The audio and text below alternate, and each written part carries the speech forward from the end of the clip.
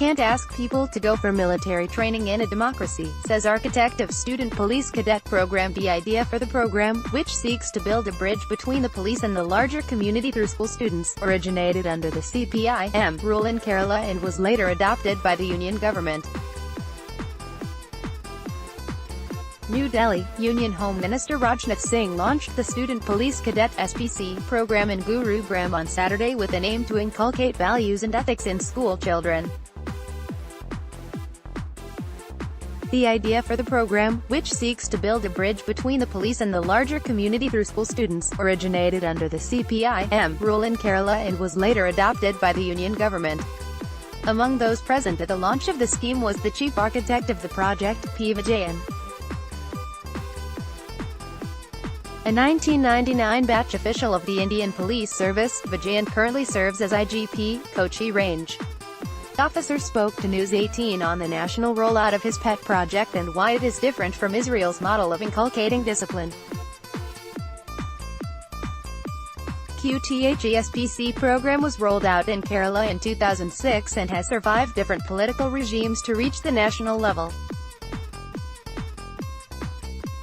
ATHE program started in Kerala on a small scale and soon, the state government took over. Today, we are seeing the national level rollout of the scheme, which has been supported by all governments over the years. The scheme was started by the CPIM, later supported by the Congress government, and is again being aided by the CPIM government under Pinarayi Vijayan. In 2013, Prime Minister Narendra Modi, who was then the Chief Minister of Gujarat, had sent a team to Kerala to study the model. The next thing we heard was that the Gujarat government was rolling out the program. Other states such as Haryana and Rajasthan also followed. So far, all states have visited Kerala to study the project. In 2016, Home Minister Rajnath Singh spent 3 hours at one of our programs. He visited us again with the officials of Ministry of Home Affairs to work on the project.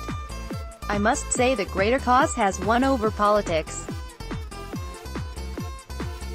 The scheme was started by the communist government, mandated by the Congress, and taken over at the national level by the BJP-led union government. This means there is unanimity in opinion over the issue of discipline and youth. There are 40 crore children in our country, which is more than the population of US and Europe. They are an asset, and if they come up as smart, responsible students, we don't need nuclear power to become a superpower. They will make us a superpower with their sense of purpose and discipline in life. The program has been compared to the military model practiced in Israel. What do you have to say about that? A. We all agree on the need for a disciplined society. The basic problem today isn't discipline among the youth. There is a serious difference between the models practiced in Israel and India. Ours is the largest democracy in the world and we focus on training our children as responsible, smart citizens. In a democratic society like ours, we cannot say go for military training. Police is basically a civil force. Our model involves the police, which is the guardian of democracy, and its primary job is the enforcement of law. Law is enacted by the people, of the people, for the people. We tell people, it is your law, so learn to abide by it. This is not a forced program. It came in a small way in 1 or 2 schools and expanded due to the internal urge in people. The demands for SPC in schools has increased. QHOW. Do you see the journey of the program from the state to the national level? A. 4 independent studies were conducted by the State Institute of Educational Management and Training, Kerala, State Council of Educational Research and Training, SCERT, KPMG and Kerala Planning Board, to assess the impact of the program. The children have shown behavioral changes apart from adopting a law-abiding nature. Most of the children covered under the scheme are from government or government-aided schools. There has been a marked improvement in their level of confidence and behavior, and they have a sense of purpose. They think in terms of giving something back to society and organize events such as campaigns for road safety, cleanliness and plastic ban. We have 88 candidates being trained in every school. Q. How does the model work in Kerala? A. There is a well-structured, school-level advisory committee where the Inspector of Police is the convener.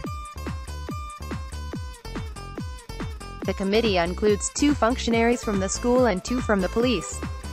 We train 2 teachers as community police officers, and then they are given a uniform and an honorary sub-inspector rank. The teachers are provided basic training. Indoor classes are conducted by the teachers while the police manages the physical activities. The field visits are conducted by both. There is also a guardian student police cadre, which provides training for parents. The structure has the district collector as the patron and all the heads of the departments are a part of it. In the state-level advisory committee, we have the state police chief and the state education secretary, so it is not only a police program. It is a participatory model in which the role of civil society is important. Q. There have been positive reports on the project, but what kind of problems do you face in running this program? Also, what are the future plans? A. Getting sufficient personnel is the main challenge. There are 2 schools per police station at present. We are trying to fill the gap in availability of personnel by retaining officers and offering them an honorarium for their services. We also get senior cadre officers with us. By doing this, we are able to compensate for the shortage of experts. In Kerala, we have a circle system. There are 200 circle officers and 1 police personnel per circle. The requirement though is of 350 officers of different ranks. The program has shown good results, so the government is also planning to set up a directorate for SPC. A major boost to the project is in the offing.